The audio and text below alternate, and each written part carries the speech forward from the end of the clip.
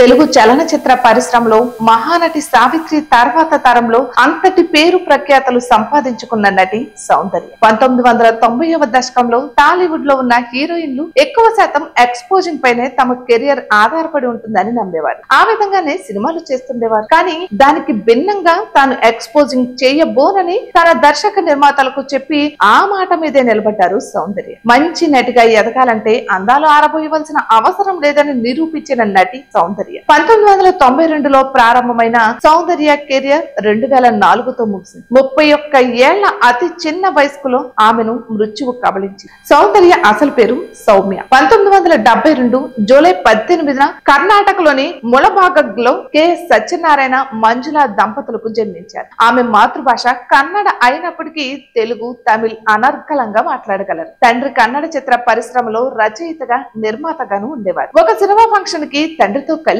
వెళ్లారు సౌందర్య. అక్కడ ఆమెను చూసిన కన్నడ సంగీత దర్శకుడు రచయిత హంసలేఖ తాను రచన చేస్తున్న గంధర్వ చిత్రంలో సెకండ్ హీరోయిన్ అవకాశం ఉందని సత్యనారాయణతో చెప్పారు. అప్పుడు MBBS చదువుతున్న సౌందర్య అయిష్టంగానే ఒప్పుకున్నారు. ఆ సినిమా చేసిన తర్వాత వరుస అవకాశాలు రావడంతో చదువును మధ్యలోనే ఆపేశారు. అటు తర్వాత తెలుగులో మనవరాలి పెళ్లి చిత్రంతో హరీష్ సరసన హీరోయిన్ గా నటించే ఛాన్స్ వచ్చింది. ఇక ఈ సినిమా షూటింగ్ జరుగుతున్న సమయంలోనే మరెన్నో అవకాశాలు వచ్చాయి. అలా 1993లో తెలుగు తమిళ కన్నడ భాషల్లో ఆమె నటించిన 10 సినిమాలు విడుదలయ్యాయి. అందులో 8 తెలుగు సినిమాలు కావడం విశేషం. ఇండస్ట్రీకి వచ్చిన సంవత్సరంలోనే హీరోయిన్ గా మంచి పేరు తెచ్చుకున్నారు సౌందర్య. సౌందర్యకు నటిగా మంచి పేరు తెచ్చిన అమ్మోరు చిత్రం 1992లోనే ప్రారంభమైంది. అయితే నిర్మాణపరమైన సమస్యల వల్ల చాలా ఆలస్యంగా 1995లో విడుదలైంది. ఇక ఈ సినిమా ఘన విజయం సాధించడమే కాక సౌందర్యకు నటిగా మంచి పేరు తెచ్చిపెట్టింది. దాంతో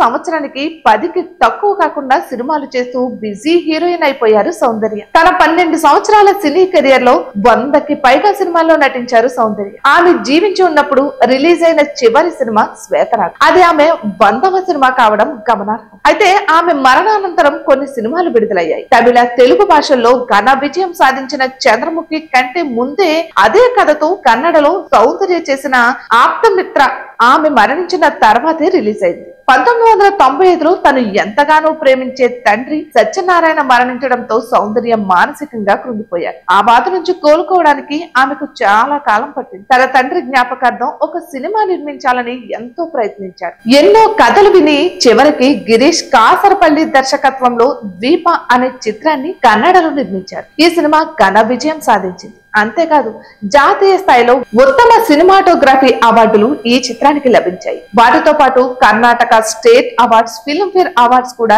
ద్వీప చిత్రం నుంచి గెలుచుకుంది. ఇక తాను చేస్తున్న సేవా కార్యక్రమాలు అన్ని ప్రాంతాలకు విస్తరించాలంటే రాజకీయాల్లోకి వెళ్లడం తప్పనిసరి అని భావించిన సౌందర్య 2004 జనవరి ప్రారంభంలో బీజేపీలో చేరారు. ఆ సంవత్సరం జరిగిన లోక్సభ ఎన్నికల్లో పలు ప్రాంతాల్లో ప్రచారం చేశారు. అందులో భాగంగానే కరీంనగర్ నుంచి పోటీ చేస్తున్న బీజేపీ అభ్యర్థి విద్యాసాగర్ రావు తరపున ప్రచారం చేసేందుకు 2004 ఏప్రిల్ 17 ఉదయం 11 గంటలకు బెంగళూరులోని జక్కూర్ విమానాశ్రయం నుండి చార్టెడ్ విమానంలో బయలుదేరారు సౌందర్య. ఆమెతో పాటు సోదరుడు అమర్నాథ్ కూడా ఉన్నారు. విమానం గాల్లోకి ఎగిరిన కొన్ని నిమిషాల్లోనే సాంకేతిక లోపం తలెత్తింది. దాంతో పైలట్ అత్యవసర ల్యాండ్ చేసేందుకు ప్రయత్నించగా విమానం ఒక్కసారిగా కూలిపోయింది. వెంటనే మంటలు చెలరేగడంతో ఆ విమానంలోని ఉన్న వారంతా సజీవ దహనమైపోయారు. మరో విషాదకరమైన విషయం ఏమిటంటే ఒక అద్భుతమైన నటి జీవితం 31 సంవత్సరాల అతి చిన్న వయసులో విషాదాంతం కావడం అందరినీ కలిచివేసింది. సౌందర్య నటిగా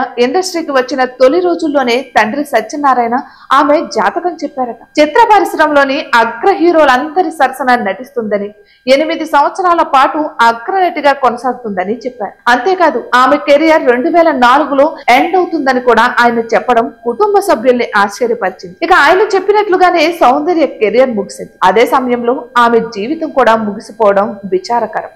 Hi guys, subscribe to JKTV. Subscribe to JKTV. Please subscribe to JKTV. Subscribe to JKTV. Hi andarki namaskaram. Please subscribe JKTV. Andarki namaskaram. Please like, share and subscribe JKTV.